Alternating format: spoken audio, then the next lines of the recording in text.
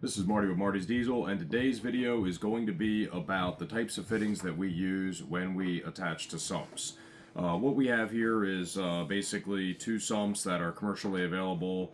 A lot of times people use these on their fuel systems, and I just kind of want to go over like what I think is good, better, best. Okay, for starters, I'm going to talk about this brass fitting that you see right here. This brass fitting is the same fitting that's in here. Because it's not a push lock style hose end, you're required to use a clamp in order to have a leak-free operation or a aeration-free operation.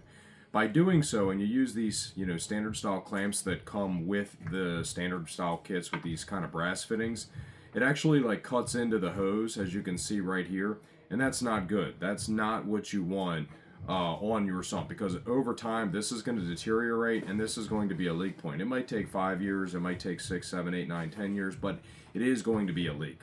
Also, the other problem that I run into by using these brass fittings is that the actual threads on this side over here are not actually the right size. So look how loose that is. If you were to gum that up with a ton of maybe thread tape or thread paste or something like that, you might get that to not leak. But the problem is that it's likely going to leak. So they're really cheap. I don't really like to use them. So this is probably, the least out of all of the options here, favorite.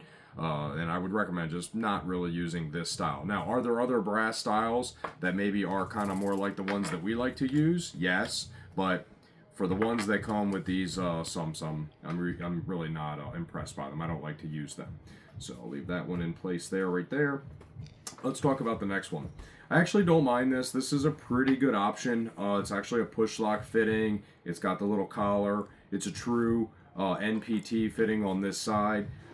This actually does work well, but the problem that I don't like about them is that if you ever want to remove this line from this assembly, you can start by removing, like using a wrench to remove the nut right here, but it's going to spin the entire line with it.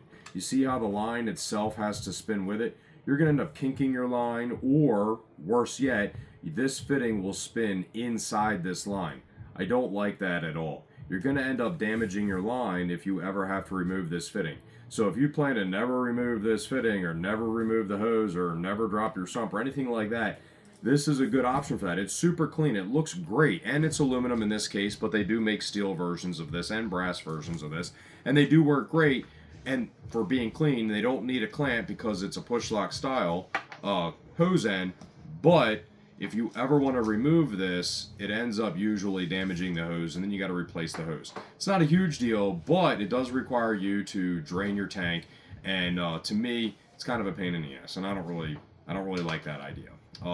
So anyway, I will take you over now to the style fittings that we use. Now, understandably so, it is a little bit bulkier. It does stick out a little bit further, but once you install the fitting into the sump, you actually have a removable fitting right here that does not require the hose itself to move. It does not require any kinking on the hose, and it also does not require a clamp.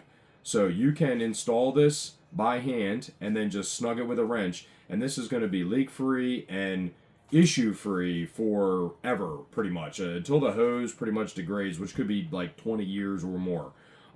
This is basically a buy once cry once scenario, even though technically this is not that expensive. I mean, we might be talking like $10 or less in parts assembly here. The NPT is basically in one fitting with a JIC on the other, and as you can see, you can just take that off. This is where it's going to seal, is right around this mating surface right here. So it goes on super easy.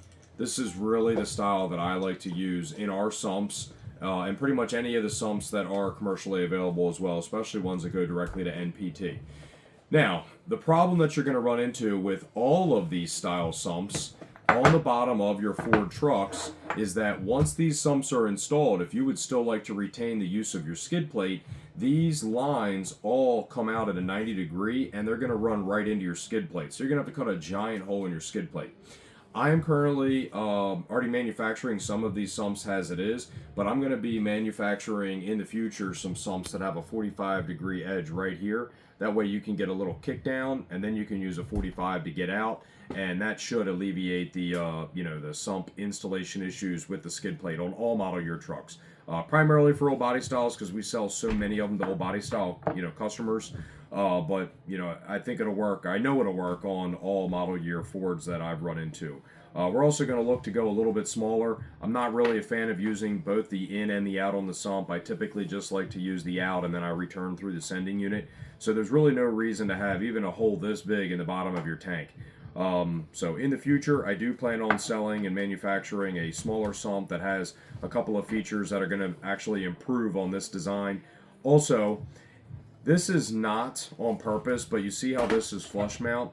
That's not supposed to be flush mount on this particular setup. But the sumps that I make will be flush mount. That's going to be another thing. And on my particular sumps, when you do my setup that I like right here, this is going to mount flush. So it is going to make it a little bit less bulky once I get those completed. But for right now you guys know why we sell a two-piece setup to go into your sump in lieu of the brass fitting that typically comes with all sumps, or even these other, kind of nice aluminum fittings with the collars, just because I like it to be two-piece and I like to be able to mess around with this hose and get it off and on any time that I need it to be, taken off without damaging and having to replace the hose. So that's all for today. Thanks for watching.